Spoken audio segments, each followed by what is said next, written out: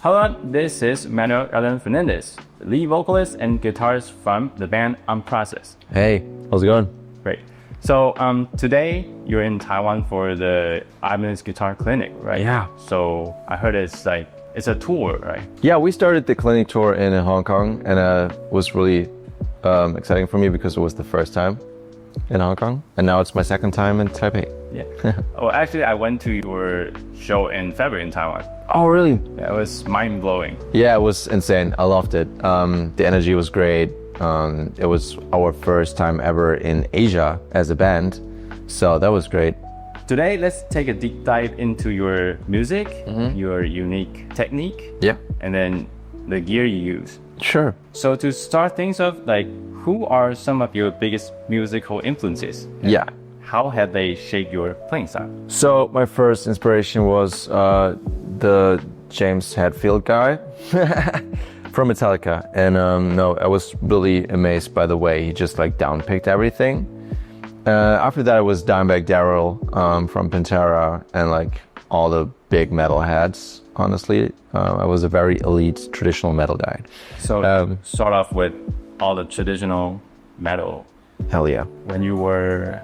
I was really young. I think myself, I was putting in the CD or even the cassette when I was 4 years old or something. 4? Yeah, I just always wanted to hear Metallica.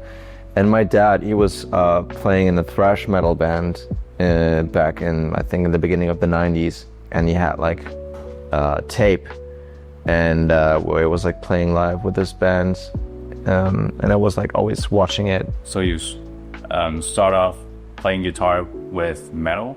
Yeah, I started right away the chugging, right away. It was the first thing I did.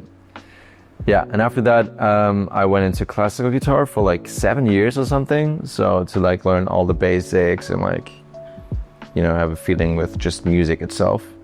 What got you into classical guitars? I don't know, my grandparents, I guess. I can't even remember why I did that, but I didn't even ask it. It was just, I just had to do it. I don't know. I wasn't forced, but that was I think it was common sense that as a guitar player, you have to learn classical guitar. So yeah. That's interesting. Yeah. Could you show us how classical guitar also influenced your playing? Yeah, so for example, we got this riff from Rain, right? That one is 100% classical influence, doing all this weird.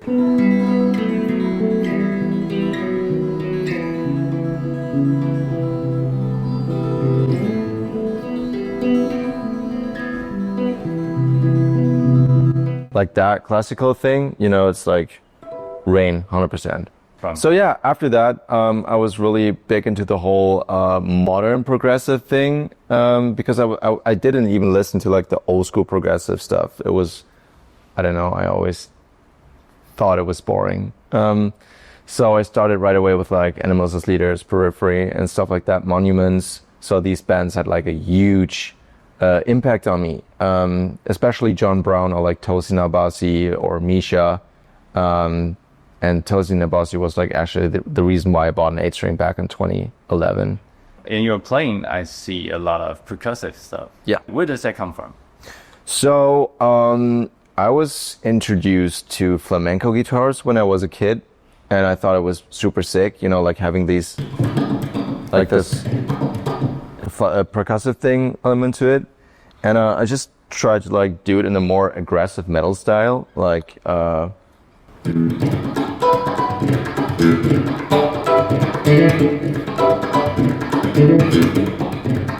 that. So it's just the aggression from metal, but the dad note percussive stuff from flamenco. Wow. Yeah. Do you think it's kind of similar to full down picking?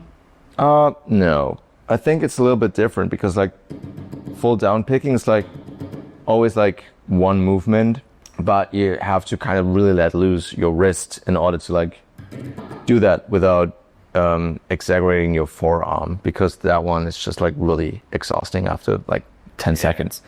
Oh, speaking of it, do you think playing faster is about building up muscles, working out, or learning how to relax? Yeah, it's definitely relaxing, and I don't think that playing fast has something to do with muscles. I mean, look at me. Just no. It's just like about like the right technique, the right movement, and like being relaxed and playing guitar. So it's just not about trying harder. It's more finding easier ways. I would even say it's about trying less, finding the right spot, so you don't have to like exhaust yourself. All the action happens in my fingers and my wrist. Like that one is not there when I play guitar. Oh, do you flex your arm a little bit outside? I don't even know.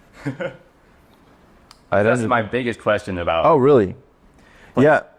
I don't even know. Sometimes I'm very bad at like analyzing myself. So like a lot of people actually like ask me in what position I hold the pick. I don't even know. It's just this, and then I play. Exactly. So.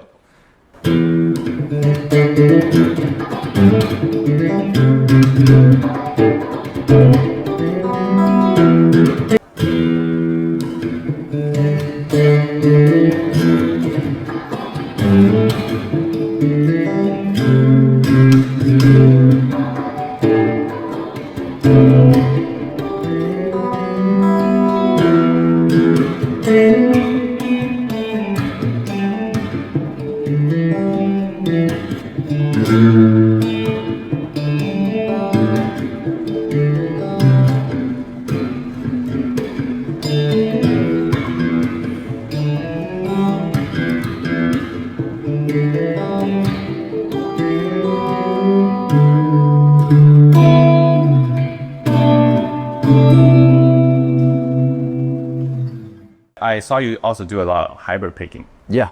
And you also do some thumping, right? So yeah. Do you hide your picks or just? Live. Sometimes what I do is, I'll do this. So I got like 3 fingers. You're like currently like putting me on a spot. I never thought about these, so I really have to like think about my answers now. So I do these. And just play with only 3 fingers. Yeah. Which is sometimes very convenient to like put the pick back into your hand. There are like so many situations where I like drop the pick accidentally and I have to just play with my fingers. And sometimes I put the pick in my mouth and play, and then, for example, at Dad Rose, I put this in my mouth and then I have to switch. Doing like a chord like this, and I have to do like, and then like have to put it back in. So yeah, it's sometimes a little bit tricky. So hybrid picking is the way to like prevent those situations. So hybrid picking comes from laziness. Why do you choose Ibanez guitars? Why? Because they're the best guitar company. No, like for real, they're the best. I bought my first Ibanez in 2010. It was like a white RG, and I fell in love with it. Unfortunately, it got stolen in Milano. I was very sad. Yes. So don't ever let your things back in the car in Milano. It will end bad. Just a small advice. No, and yeah, since then I was like an Ibanez lover, and I got signed to Ibanez officially in 2020. The variety of guitars that they have is amazing, and everything is so high-end. And how do you utilize those pickup positions? The first position is just like for metal chugging and like some pinch harmonics.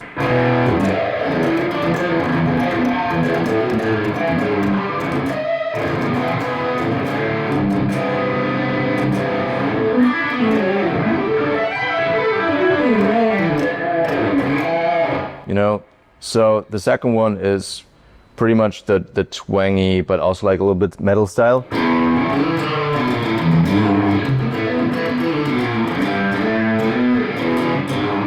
The middle one I barely use. I actually don't know why, it sounds amazing.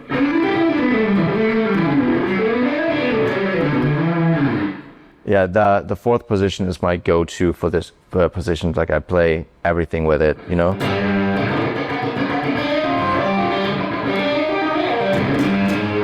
So that one is really twangy, but also like at the same time really warm. And that is my, I would say, majority of like lead tone knob switch.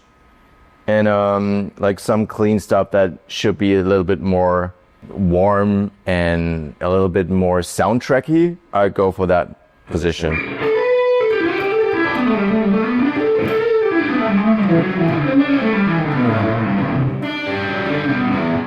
Yeah, these are the positions. This is surreal to watch this close. Could you show us how one of your songs are made? So sometimes I just like start with, I mean not sometimes, like 90% of the time I start with a riff. You know, I can just like come up with some chords maybe in the beginning. Like for example with Blackbone, we had these like that and like the melody.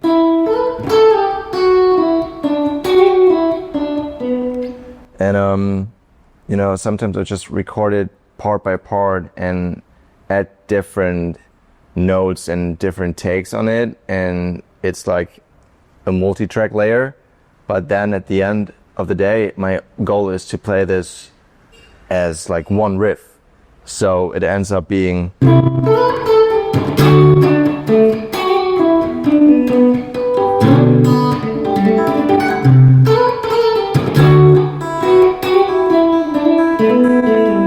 you know, so it sounds like actually like two guitars would play that, but yeah.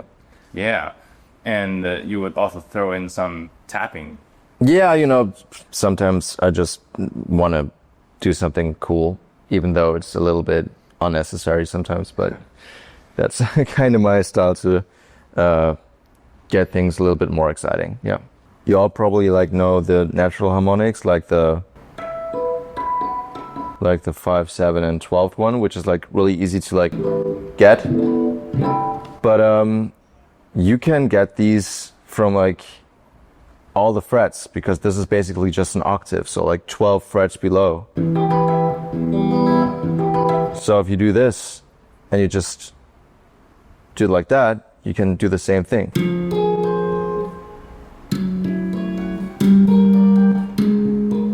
And the goal is to like really not tap it, but like slightly just put it, you know? Yeah, I saw that like a lot with acoustic guitarists, and they just like did one thing like stuff like that, and was like, that sounds so cool, why should I not write a full riff with it? And this is why I came up with Dad Rose.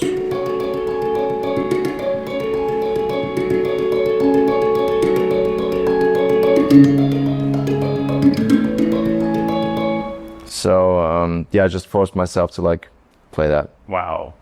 It's way louder than I expected, like in person. So how did you utilize your wrist motion? What is key is to have like the exact position and the precision of really hitting on the second line of the frets, you know? Because if you hit like slightly like slightly off, it sounds like there's not a note to it. So you really have to be as precise as possible. And you put your wrist on the body itself. So, I don't know. No, not really. Not really. I just do that like you would tap stuff. Whoa, that takes a lot of accuracy. Yeah, you really have to like practice a lot to like get the timing right. I think it's like, I don't know, shooting a gun or something. I don't know.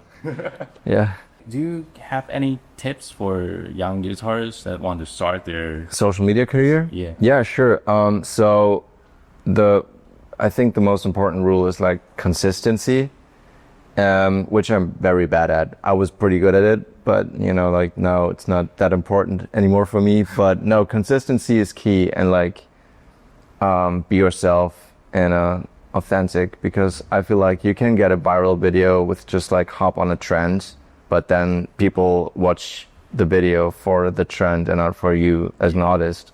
So yeah, that would be my tip. That's pretty important. When you're not playing guitar, what's your favorite way to have fun, relax? Yeah. It's hard. Spending time with my girlfriend. That's the best thing. And video games. I'm very, very big into video games again. I was really, really big into video games when I was a kid, but now it's the part, the time of the day where I can really just like focus on the video game and not to think about anything else. Console or PC? Console. I was buying my PS5 6 or 7 months ago, and I played Elden Ring. Yeah. And since then, I played every From Software game. That's it. Yeah, I love Sekiro. Yeah, Sekiro was my was the second. Then I loved it. I'm trying with the Dark Souls. Yeah.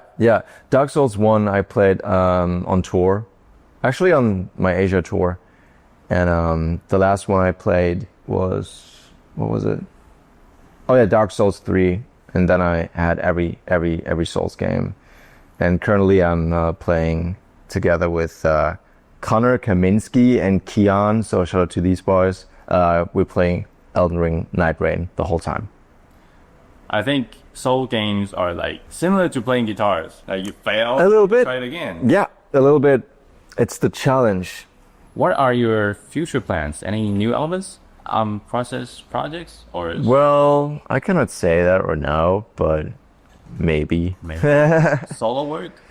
Yeah. So like when I come home in a few weeks, I will try to get some stuff done when it comes to like solo work, maybe like another volume or something. Okay, so that's pretty much it for today. All right, thank you very much. Like I learned a lot just from watching. Oh, awesome, that's great.